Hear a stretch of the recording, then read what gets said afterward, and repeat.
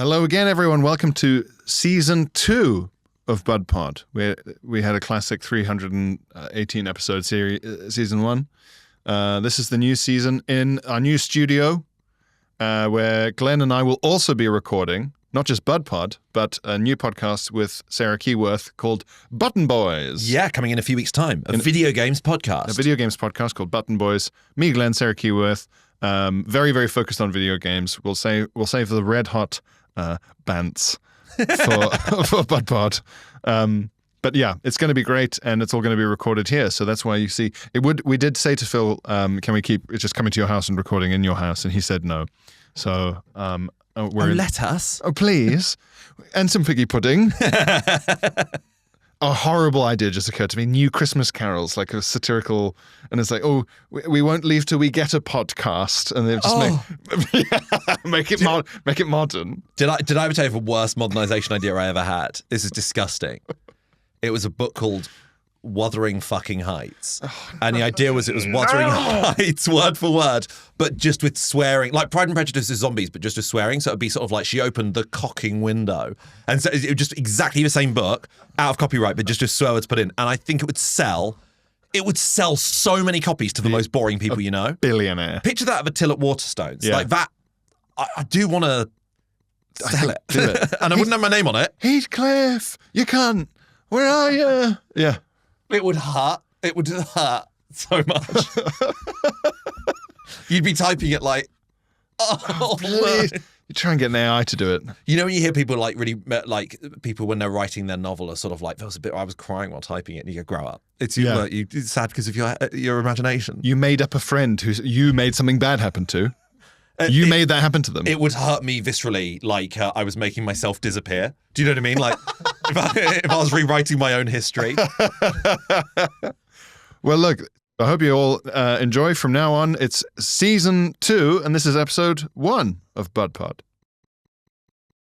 It's BudPod Season 2, Episode 1.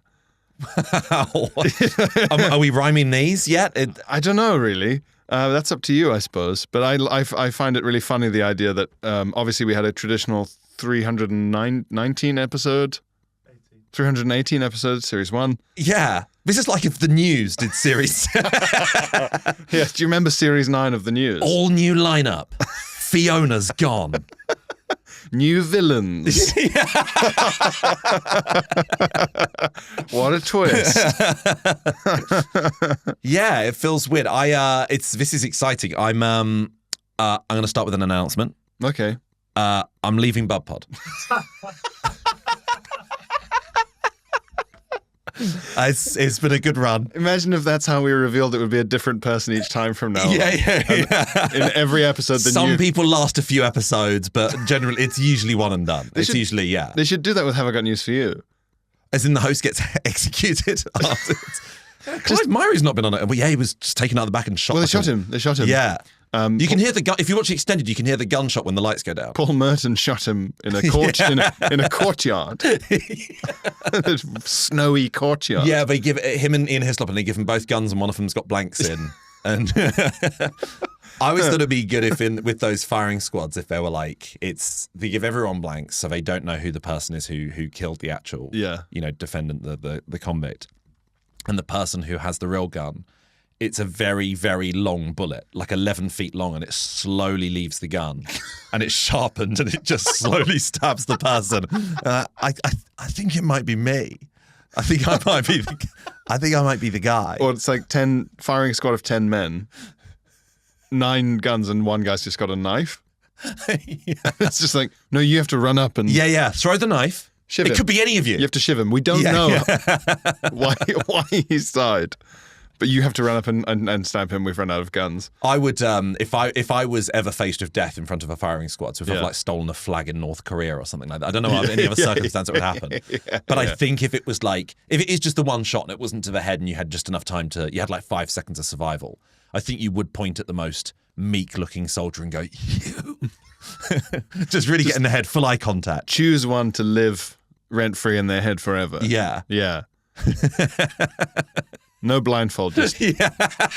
You take the blindfold off. Yeah. It came from over there. it was you. You did it. Yeah. I felt it. I can feel the angle of where. I suppose they don't do it with other forms of execution back in the day. Like with Albert Pierpoint, it was just a bunch of people with levers. You don't know which one's connected to the gallows. But with a hanging and gallows and trapdoors, it would have this kind of horrifying Takeshi's Castle element where it's like, run through the doors. You don't know which one. Or maybe you just make it as part of a game show. You've got a gallows. There's like 10 levers. One of them does hang the convict. Yeah. But the people pulling the levers don't even know that part. They just think it's to try and get like a kind of pigeon out of a box or something. But that So it happens anyway, but it's guilt-free because they don't even know. Didn't that happen in America, some electricity experiment? There were people were told, like, oh, you get like £100 every time you electrocute the person. Yes, and yeah. they weren't really doing it. The person was like screaming in pain, and they were like, another 100 for me. It was an actor, yeah. Yeah. Yes, yeah. And they had to receive, they could choose the level of electric shock they received. Or, yeah, it was one of those experiments that goes, oh, in the right context, everyone is a kind of horrible. Also, I think it was torture for the actor nonetheless, because he'd probably be like, can I just have a break for 2? Can one of you stop pressing the button? I can't. Because I've got to do the thing every time. I can't come up with new ways to be electrocuted Yeah. convincingly. Yeah. It also feels like a slightly. Part of the experiment is surely that you're a 19-year-old college student and you're thinking, well, what are the odds I'll be allowed to kill someone with electricity just down the road from my dorm room here at this university? Exactly. And also come on. It's like electricity is either death or you're fine. I don't know if someone's been injured for work with electrocution, but occasionally still going to I think you're fine. Flashbacks. Yeah. I think my attitude has always been, and this is not a healthy attitude to have, but it's that if I was given the option of like, you can die to save the world, then you go, well, yeah, of course, because I die in both cases. If I don't die, then the world's going to end. That's true. Yeah. If someone was like, would you sacrifice yourself to save Spain? No. Yeah. no. I don't live there. I don't. So I'm really sorry. It only pops up sometimes. Yeah. It's Spain. It's my most selfish opinion that I'd be like, unless it's the place I'm currently in, then I'm so sorry. My hands are tied. There's nothing I can do. I can't do it. Yeah, I'm sorry. There's nothing I can do. And everyone would know it was me. I'd be really, really hated. And everyone would be like, well, normally we'd go on holiday to Spain. Yeah. But Glenn, like, Yeah. the whole world. Anyway. Yeah, thanks to certain individual. I'm just very sorry. You'd be so unpopular in England and Germany. Yeah. And then probably quite welcomed in Portugal or something. Yeah, they'd just say, well, obviously you're now the emperor of Portugal. Yeah. You've turned Portugal into a kind of island. Yeah, Portugal's now sailing away. In my head, the moment land is separated from other land, it just starts floating. There's no structural integrity under the water. No, it's like a pool toy. Yeah, my dad. Some of the stuff my parents told me in good faith was worded so badly when I was growing up that it just led to awful imaginings that I had in terms of my dad telling me, and it's such a pointless thing to tell a child anyway, that the UK was part of France in terms of South Africa and South America and Africa, you can pretty much place them together because you go, that's one landmass. Yes, yeah. He told me that the UK was part of France and then just one day it sort of broke off. But he didn't specify that one day being millions upon millions of years ago. And because of an event, I saw it as me and my cousin Claude one day were just, this huge fissure just opened up in the world and you waved them off. And it just so happened the people in berets were on one side and the gammons were on the other side. And then it was just that forever. Just a complete coincidence. I thought that until I genuinely must have been 8 years old when I stopped thinking that. Really, you go, that's still young, but you go, that's still late.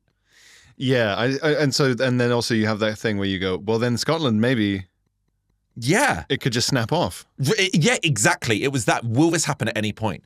My dad told me when I was watching one of those sci-fi Channel 5 documentaries that are clearly not based in any reality, that there was something on spontaneous human combustion. And I asked what it meant. And he went, it's when you burst into flames and die at any time. And I was like, it's 9. Why would you tell me this? He worded it like that. And it can happen to anyone at any time. And that's why. And that's why we're watching this documentary about it. It's But it was like- it's so real. It was also like a nighttime documentary, so this was like an hour before bed. yeah. And then just each night I'd go to bed being like, is tonight the night? Like, is tonight the night? I just burst into flames. Or if not me, mum, Anyone at all. friends from school. Yeah. It was just such a realistic possibility. I read a damaging pamphlet as well. When I was a kid, I was really bored in a doctor's waiting room. Oh, those were the worst. Yeah, because it had like a cartoon bear on the front. It was like, so that's the pamphlet I read. And it was about bowel cancer. And it said, don't sit on your symptoms, which is just a little play on words. But Yeah. I was like, what the fuck are my symptoms? I thought that was like part of your bum. Don't sit on So for like months afterwards, I was sat on like the edge of every seat. I was like really being like, I think, but like the bony bit of my ass, I think was like, in my head I decided that was a symptom. Well, I cannot sit on that. Those are the symptoms. Yeah, Because so I there's was like, two. yes, and you must not. I know they're part of your bum. You must never sit on them. As if we wouldn't have just evolved to have been like, we're just going to kneel as a species because apparently when you sit on your bum, you just die. You just die. And I think I maybe did it for a few weeks and then eventually just went, well, stage 4 it is, and just started sitting normally again. Just gave up. Well, that's it. That's the end of my life. I had a good run. I read a pamphlet on how like testicular cancer affects like particularly like boys. Yeah, Like, it's like- only the youngest of boys. It's the youngest, and I was just like, well, I'll get that then. Had your balls even dropped? Were you like trying to fish your balls out? Just going, I know you're in there. Come out with your hands up. I just had this irrational thing where you just go, well, I'll die of that then. Yeah. Whatever I've seen a pamphlet on. I'll die of that. Yeah. Because why else would I be reading about it? Yeah. Doctors' waiting room pamphlets were the worst though, because it was such a fucking that little thing where they've set up all the pamphlets might as well have just been labeled anxiety buffet. Yeah. You get all these lovely, delicious new anxieties. Perhaps I'll be anxious about measles. Yeah, ones you didn't even know existed. Yeah. Ones that you can't pronounce. Well, yeah, just like... And they always come with a photo of like a child and someone's like, a doctor's like measuring the child's nose. Yeah, Or something. they've got a thermometer in already. And there's some sort of test where you go, what is that? Like the thing with the glass and the measles? Oh, yeah. You put a glass on your arm. And you like roll a glass over the red dots, and if they don't disappear under the pressure, then it might be measles. But also I would make it so like the longer you do it, you can trick yourself into being like, they're still there. Yeah, you go, I have measles, I'm going to die. Yeah. Not enough to go to the doctor, but No, I will no. die. But I'll sit in my room and like look at my Lego and go, Yeah. Death today. Yeah. I remember... What kind of child were we that we do that? I think a lot of kids do, but I don't think all kids do. Not God-fearing, but death-fearing. Just like terrified of the idea of death and certain it was going to come. Mortality-fearing children. Yeah. Because I think as well, I was just like, you know, my parents made me read like tabloid newspapers from like such a young age. Yeah. So I was still like at an age where I believed in there being like monsters under the bed. And also reading headlines of like, sex monster abducts child. And being like, so they're real. You were reading papers that create an excessive amount of fear and anxiety in Like the elderly. experienced adults who've seen death. Yeah. And you are just like in your like pink vulnerable mind, just putting sex criminals and murderers and fucking. My parents bought me The Sun like every day. Isn't that insane? But it was because they were like, it'd be good for you to know what's going on in the world. And because it's got a reading age of like 6, then it was like... It's such... So I know, I like for so much more, I just thought boobs were part of the news. Do you know what I mean? They were just so... Just go, well, there's been some tits in the news lately. I was just so deadened. I was so deadened to boobs when I was growing up because it was like... Well, that's next to the politics page. So page 2 is politics. And the lady with her boobs out has always been given a speech bubble saying something quite dull. Yeah, that was the news in briefs. That wasn't introduced until a fair few years later. Oh, okay. But the most quirky and interesting story of the day, the sort of story that like the Metro would lead on, was always on page 3 next to it. So you look like a perv on the bus when you're just reading the most interesting story. So like when you were a teenager at school, or like a teenager, I mean like 11 or 12, and like the other boys are starting to get like, there's a magazine with boobs in, whatever, you're like, what, like boobs like from the news? Yeah, Loaded magazine looked like The Economist. Like, oh, it's another dry. Yeah, that's a bit too highbrow for me. I think that's... On the cover, they're covered. I mean, what kind of conservative magazine is this? Indonesia's at a crossroads. Yeah.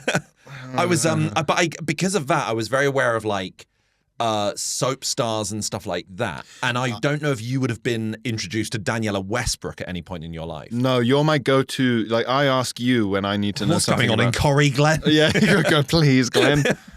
I'm not allowed. Daniela Westbrook was in EastEnders for a very brief period in the 90s. Yeah. And she really got into coke. So much so that this bit of her nose, the middle bit, just fell out. The septum fell out.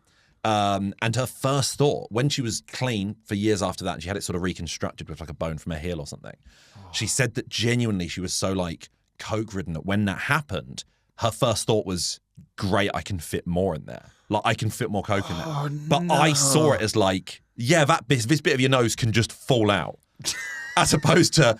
For mountains of cocaine, it would have taken 7-year-old me to ingest for that to happen. To rot your nose off. Yeah. She's still the only person I've ever heard that happening to. And yet it happened when I was like 7 years old. So I was like, could be one of... She was one of the 10 people I'd ever heard of. So it was like, well, 1 in 10 of us, apparently. 1 in 10 people's nose falls out. Yeah. That's what you get in a pamphlet in the doctor's surgery, but there's no solution. It's just a warning. Yeah. 1 in 10 people's nose fall out. You could always burst into flame. Simultaneously. Don't sit down on your bum wrong or you'll die. What were you did you have the same fears? I remember going through a spontaneous human combustion fear phase. Because I saw... You need to protect kids from it. But I got this booklet. I don't even know what I'd call it. It wasn't a book. It was like...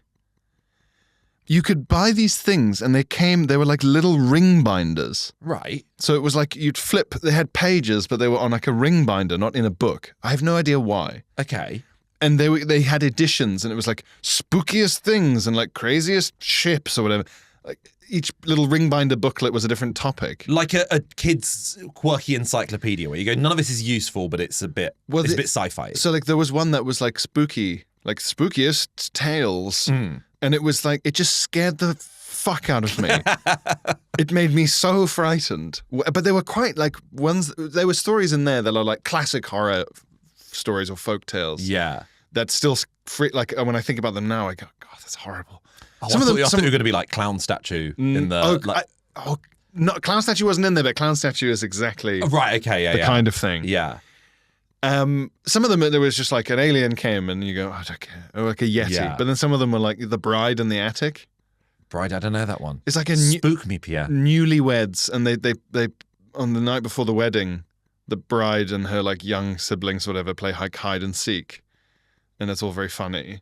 And they go to bed or something. And they basically, like, the bride doesn't show up to the wedding, so everyone thinks that she's like run out on the groom and blah, blah, blah, and whatever. Right. And it turns out like she went to go hide and seek in the attic and got into a chest that locked as it shut on her. Oh, so and that's basically they just find her body like 40 years later. That happens like with Dad in Gremlins. Yeah. And that's basically the plot of the film The Orphanage, the Guillermo del Toro Yes, film. yes, so exactly. It's basically that sort of thing. Yeah, but it's like, it was. And neither of those are for little kids. Neither of those. Exactly. They're not for little kids. Also, I was at the age where I played hide and seek. Yeah. So I was like, that's frightening in a practical level. It's frightening that there's now like a bride ghost, like haunting the attic, all sad because her husband thinks that she betrayed him and she didn't. Yeah. It's also just sad.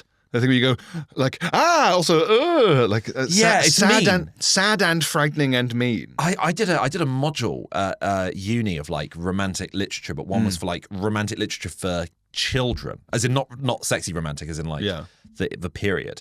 And they were all like cautionary tales for kids. Yeah. And they were all so horrible, and there were no lessons you could possibly learn. So it would be like two boys are playing with like a skipping rope, and they're having fun with the skipping rope, and then a man comes running past and he trips over the skipping rope, and they're like, oh my God, and they go to help him, and he goes, I've broken my leg. I was trying to run to the nearest village to fetch the doctor because your dad is dying now. And as a result, he can't go to the doctor, so the kid's dad dies. And then it goes... the end. So are you fucking happy? You little shit. That might happen to you tomorrow. Yeah. So don't play with that. Don't play. Yeah, you go, what lesson? Don't play. What lesson could I possibly learn apart from don't play? Or like Strubel Peter. Strubel Peter. With his long fingers and hair. Oh, is he like a little... He wouldn't let his parents cut his hair off finger or toenails. And so he had these horrible long fingernails and toenails and hair. Right. And then a witch got involved or something. Yeah. And so they cut off his fingers and toes and head with gardening shears. Which I guess just means, like, let me cut your fucking fingernails. Yeah, because you go, what part of that is going to happen to me? I don't know what lessons I can take from this. It's strange to me as well that you'd need to tell an elaborate story about skipping ropes or fingernails in an era when you could punch your kid in the face. Yeah.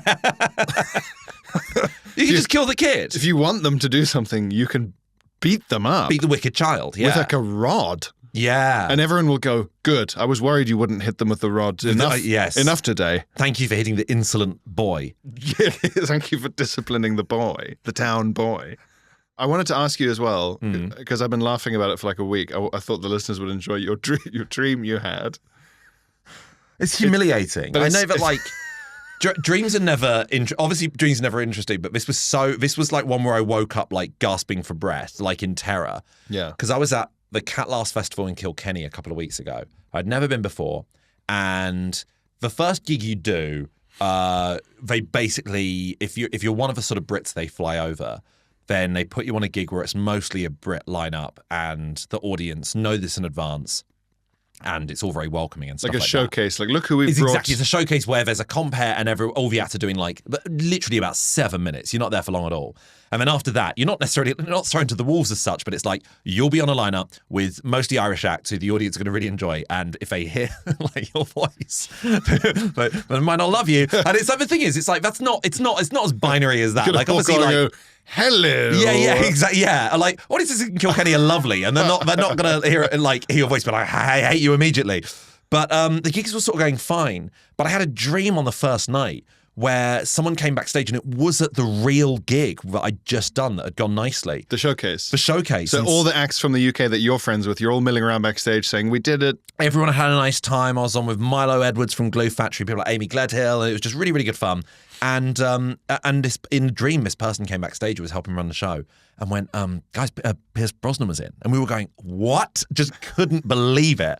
And they went, and he wants to meet you all. And we were like, what? And then with that, Pierce Brosnan like burst through the door, like in a real like Jim Carrey sort of and he's your and my Bond. Yes, exactly. So it's huge. I remember getting into the secondary school I wanted to get into. Yeah. And the day I got my the 11 plus results, to celebrate, we went to McDonald's in Valley Park in Croydon, and then we went to watch The World Is Not Enough, which, because I was like 11 years old, was my first 12 in the cinema. Yeah, and nice. that is one of the most memorable days of my life, and that was my first Bond film. So as a result, I'm one of the few people who thinks World Is Not Enough is good, because I'm like, it was just the first instance of it. You go, of course it was great. So he was just like, he's somebody means a lot to me. And he just burst into the room like, hey, everyone. And it was like, oh, my God. And he was like, you're all amazing. And we couldn't believe what we were seeing. And everyone like lined up to talk to him. And he was sort of like shaking everyone's hands. It was like lining up to meet the king. And then he sort of got to me and he had this big, broad grin.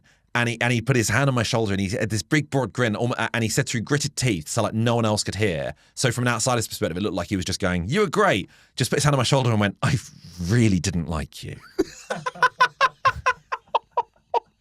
And I woke up like, oh, God. And I was nervous for the rest of the day.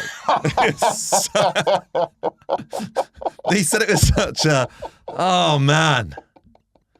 I really didn't like you. I love the idea of a celebrity going down the line going like, so funny, well done. Yeah. I really didn't like you. Yeah, and to everyone else, they're sort of going, oh, Piers must have liked Glenn. He's smiling. He's smiling. He grabbed his shoulder so hard.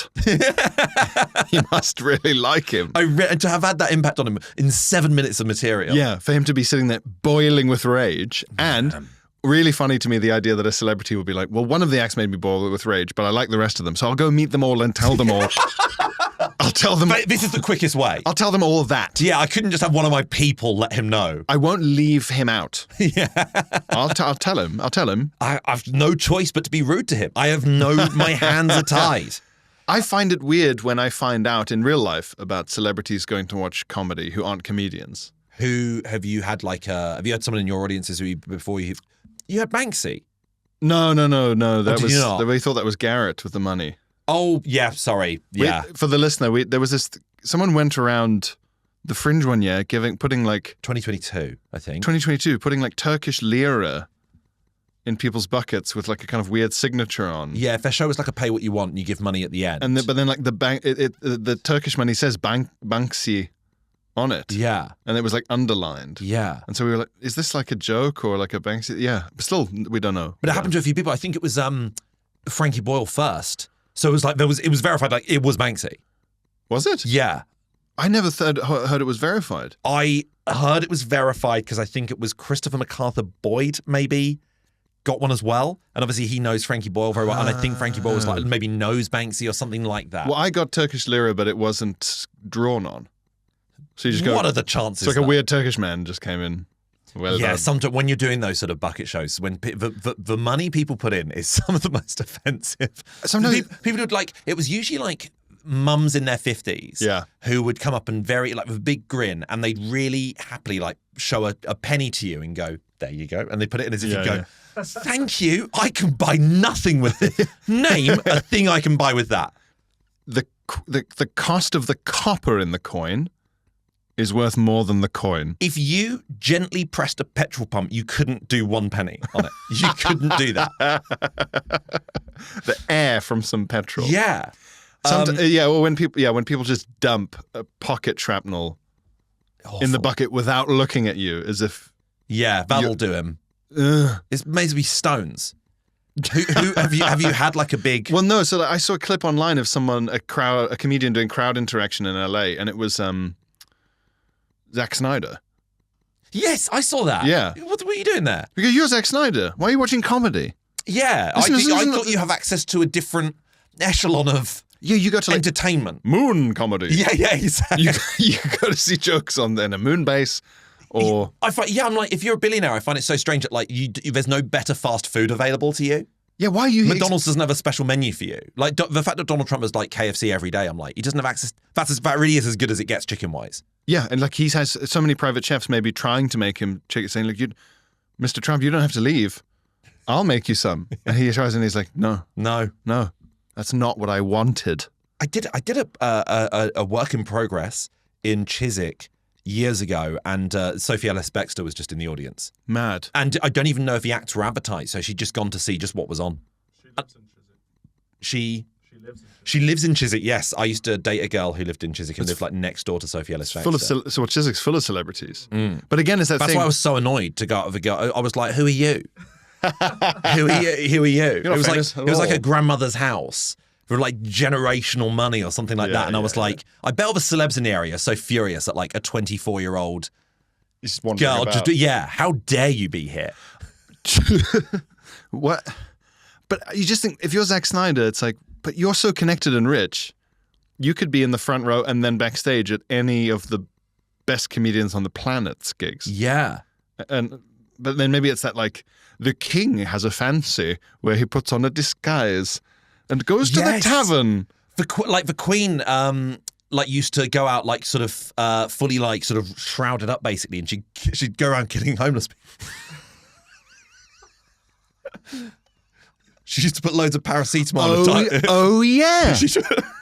Loads of paracetamol in a bottle of Diet Coke and give it to them.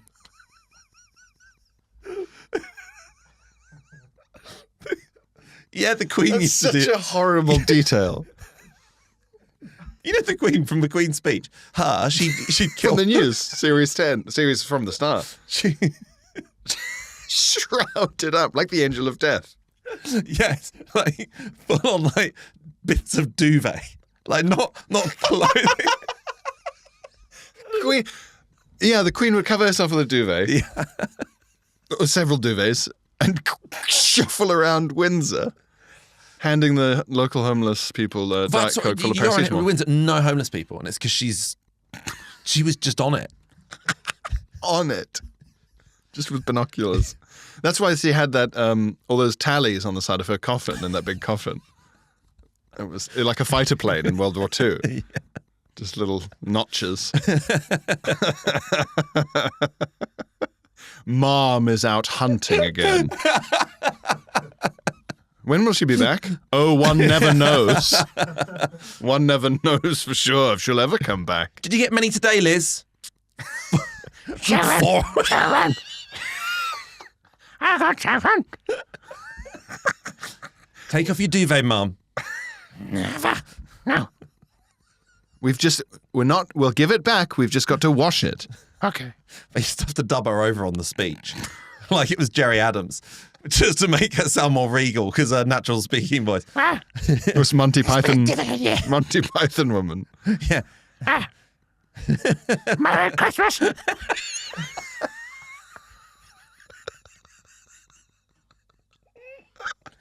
Merry presents. Yeah, she had a slightly Gollum voice. Yeah, for those who met her. Yeah. That's why, when she meets people, she goes down the line, but there's always someone with her. Yeah. They're doing the voice? They're translating for her. Or they're doing the voice. Yeah. Her lips go, mouth the phrase, have you come far? And they just ventriloquist, have you come far? Yeah, she has like a personal sort of Han Solo who un-Chewbacca's her. Of course we're not getting in the 4-5. Of course they've come far. They're from Scotland. Were we talking about this the other day? Yeah. Han Solo talks to Chewbacca in a way no one ever talks because it's for the benefit of the audience. Yeah, who aren't there. Yeah, because Chewbacca doesn't have subtitles, so everything Chewbacca says has to be translated through Han Solo. So he's like, no, we're not going to the ship. Yeah, and if you're Chewbacca, you'd be like, why are you talking to me like this? When you talk to me like I'm an idiot. Yeah. Don't talk to me like I'm an idiot. Don't repeat my questions back to me. I'm a prince on my planet. Show me some fucking respect. Like you could fuck with him. He could go, and you go, we don't do that to children. And everyone else on the plane, I'm not going to abduct a boy. And Chewbacca's going, and they're going, he's getting angry. Yeah. He really wants to abduct that boy. He doesn't know. He's so upset. He's not allowed to. Yeah. Thank God Han Solo's here. Oh, fuck, man. So have you had like a big celeb in an audience before? Not a non-comedy one. I don't think. Right. Yeah. I don't think so. Although when I did Loose Ends, the poet laureate was in the studio audience. A studio audience? Well, like the theatre audience. So not even like to be brought in. No, he was just there watching Loose Ends. Very Radio 4. Yeah, I guess that's an odd one. The king of poetry.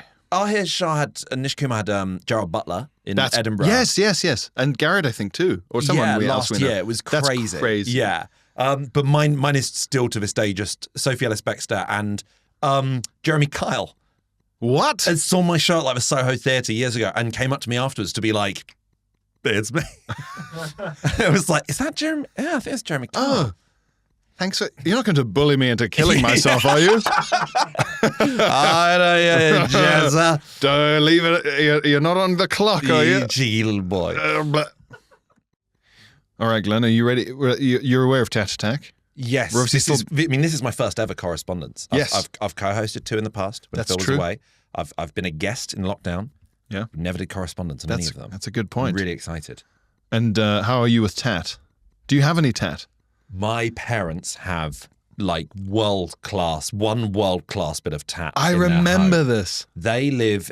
So I was brought up in Croydon, and then when I was like 18, they moved to this village called Hurstpierpoint, which is near Brighton. Yeah. And they, for some reason, in Brighton's neighbouring town Hove, there's like a meme basically of Hove actually, because it's one letter away from love actually, but you go pronunciation wise, they're completely different. Yeah, loaf actually. Yeah. Loaf actually. And my parents bought a sign that says Hurst actually, but it's in the keep calm and carry on format. So there's a crossing of streams there's levels of tat to this that I can't get my head around. And I kept talking to them about it, and they were going, because I was like, I really don't like this. Because it's at like the kitchen table and it's just in your vision. And they were like, no, it's clever. It's like, Love Actually, Hearst Actually. And I was like, but I could just say pudding actually. I don't know what we're. I had to say like at uni when you had like the sabbatical like elections for the sabbatical officers. Yeah. I remember someone was running for like activities officer at uni, and his name was Ben, and his whole campaign slogan was called I Ben. And one of the girls who was like campaigning for him was a friend of mine, and I was like, can I just ask why it's I Ben? And she was like, well, we're playing on the whole like Apple foot thing, sort of like iPod, iPhone, I Ben, and I was like. No, but okay, but like, I don't. Okay, but Ben doesn't sound like that. So, and she was like, no, but we're just playing on the whole Apple thing. And I was like, but why are you playing on the Apple? Is he like an What's apple? he got exactly? What? You can't just say that's clever. Is the other person like Windows?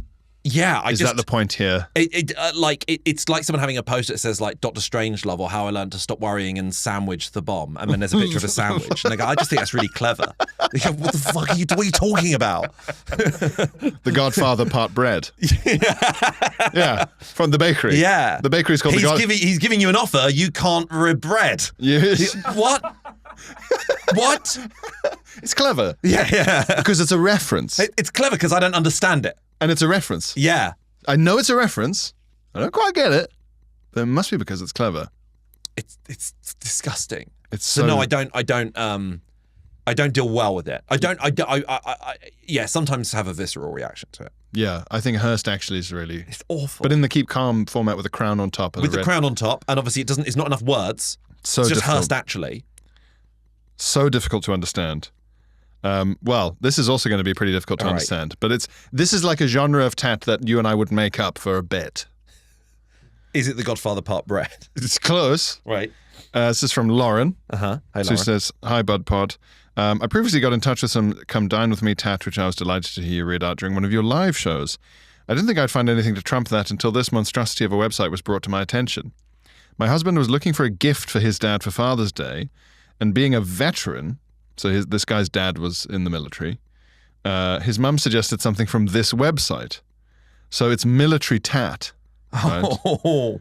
So it's like T-shirts and things. Is it really like loving the veterans? Well, it's British.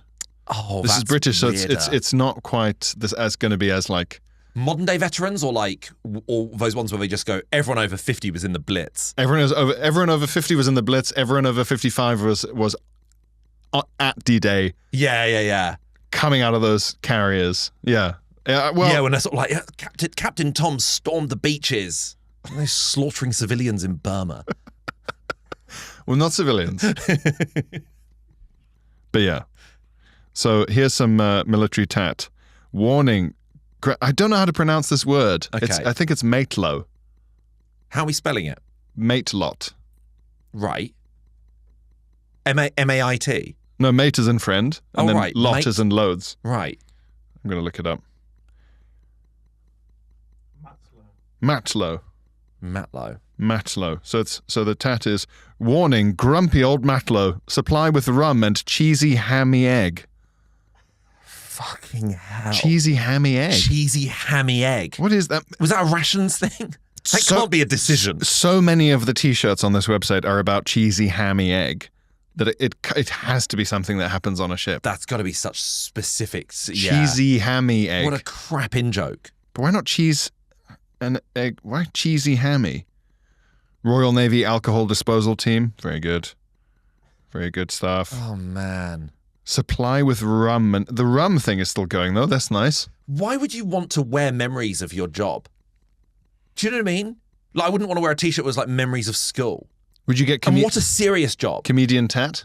I did have a Shay Diaz T-shirt, the comedian from And Just Like That, the Sex and the City. That's so funny. And I lost it, but I think Katie, my wife, I think she got rid of it.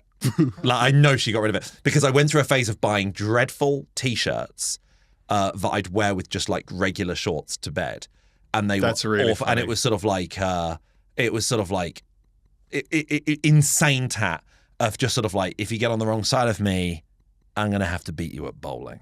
And it was for like guys who were good at bowling, hell hath no fury like a bass player scorned. Like it was just different hobbies. And I just had all these t-shirts. And it was like, it is gaslighting that I wore a different one to bed each night. Katie would go, what the hell is this? And I'd be like, I wore this yesterday. Like, this is the same.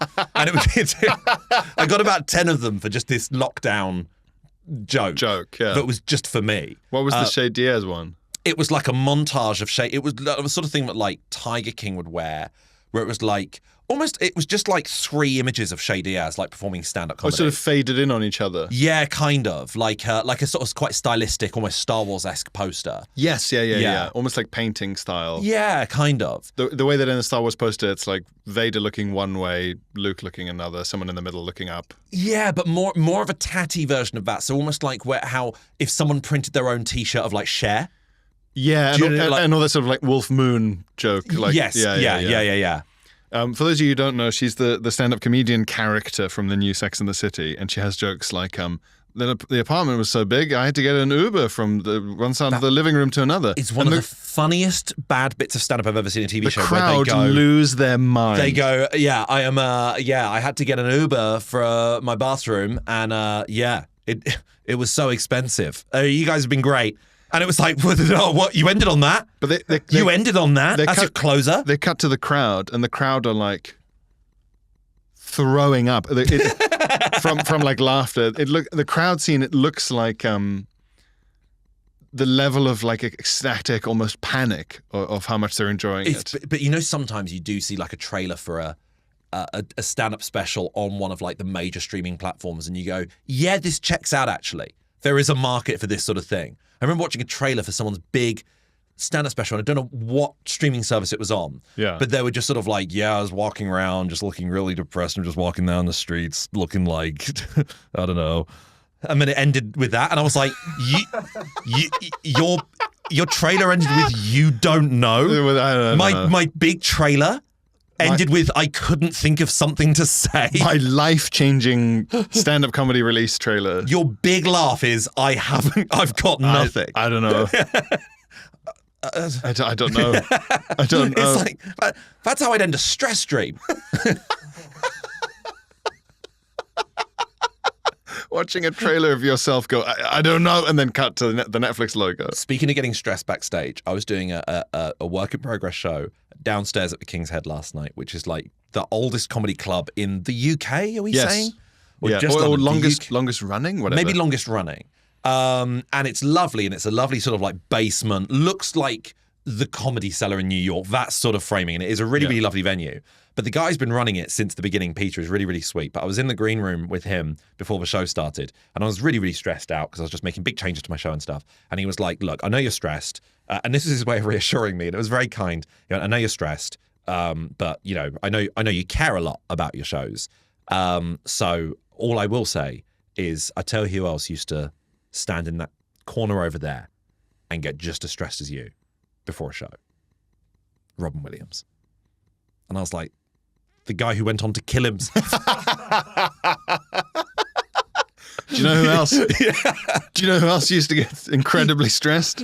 The following. Yeah, it's like if you're feeling ill, you go, you know who else used to get sick? Alexander Litvinenko. What?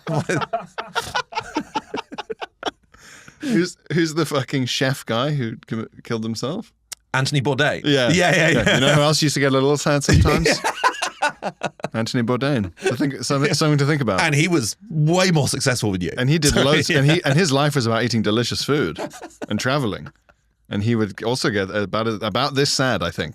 Yeah. So I guess watch out. Hang in there, buddy, for presumably the next day or two.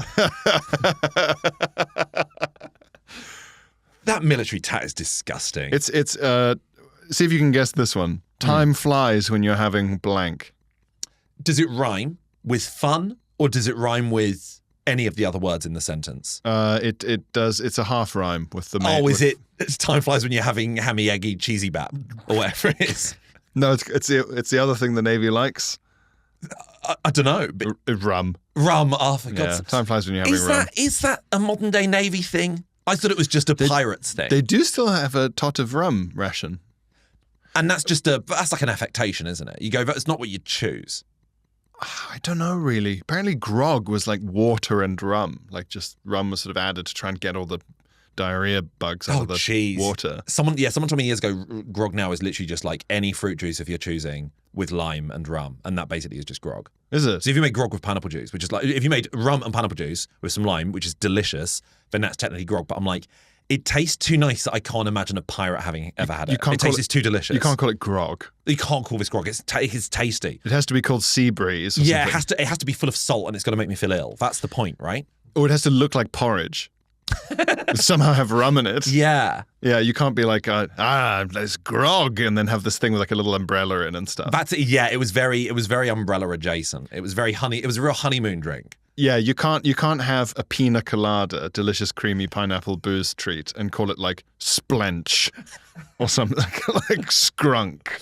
We're like, no, that's not the right name. We need to name this again. Pina coladas are so humiliating to drink, They're to like order and to have in your hand, but they're so nice. It's because you could I have a pint of cream? Yeah, exactly. Could I have a pint of cream, please? And they go, sure. And you go, wait. Can it taste like pineapples? Cream that tastes like pineapples. Yeah, I'll do my best. Wait, can it also be alcoholic? Incredibly alcoholic. Yeah, and coconut. Yeah, fucking hell, man. Yeah. It's the most decadent drink. It should come with a baseball cap that's got a little helicopter rotor on it. Like, it's such a childishly alcoholic drink. That's what Robin Williams would drink in Jack. Yeah. Alcoholic Jack. Can I have alcoholic, like, diabetic, fucking gout Jack. 7-year-old, but looking 50 years old. Can I have a pint of cream? So decadent. So, okay, this is from Andrew. All right. Hello, boys. I came across this egregious piece of whack advertising on the tube this week, and I feel like it deserves your derision. I don't get it, I don't like it, and I want it out of my brain. KOJI from Andrew. So, yes, I don't like this. I don't like this at all. Have you seen this thing where it's like a water bottle that isn't flavored, but like the lid stinks of fruit? So as you drink the water... That's the worst bit. Yeah. Because that reminds me of when I've had... Things with taste. A thing that had taste in and now it only has water in. Yeah. I ruined one of Katie's like coffee, like takeaway coffee mug things that she has that she takes to... Reusable. Well, yeah, reusable, sorry. Because I had like a bunch of Lemsip months previously, and we've only just managed to get the Lemsip out, and it was ruining every coffee. Oh, because it just had soaked in. It's like soaked into like the fibers and the cork or whatever. So just that. Why would you want the lid to taste like that? Is it to trick yourself into thinking you're having something other than water? Yes. And if so, grow up. Yeah. Like grow up. Just have the fucking water. I've never understood not having water. Like. Just have it. I'm such a watery person. Well, there's the versions of it where it's like, you kind of trap a slice of lemon in a sort of magneto cage inside the water bottle. Have you seen those? No. Oh, and it just has to pass through. Yeah. So there'll be like a piece of fruit like trapped in a big water bottle. That's horrible. That's how like a fart works, isn't it? Like farts smell because they had to negotiate their way because a turd went, if you want to come out, you got to go through me first. Like, that's what the lemon's doing. That's like, it's horrible backhanded lemon. Backhanded lemon? Yeah. Do you want to hear the advert? Yeah.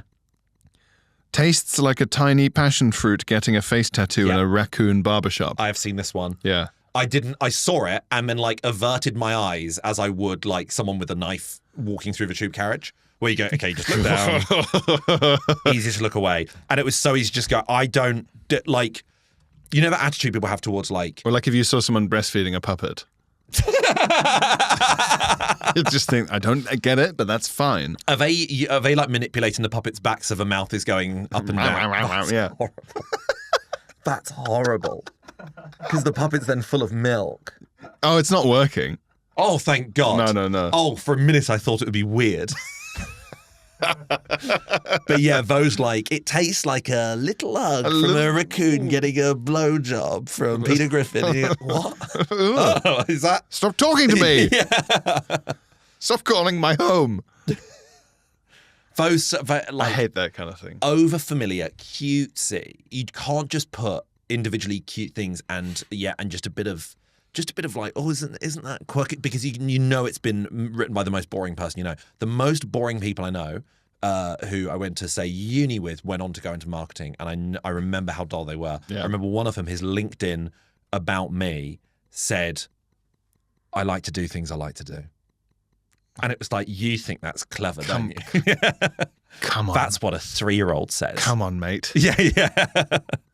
Also, Not this. No, don't do this. Also, like drinking water while smelling a fruit instead of eating the fruit, and it's like the kind of thing like you'd see in those cartoons where like Donald Duck's starving to death. He's really hungry. I saw like some video of some like mumfluencer in like San Francisco who was eating lettuce but while sniffing a chocolate bar. Psychotic. Yeah, and you go, are you thick? Does that work for you? Change the advert to this will help you drink all the water you need to maintain your eating disorder because the lid smells like fruit. But the idea that could trick you is like, you're not humiliated that you're tricked into that.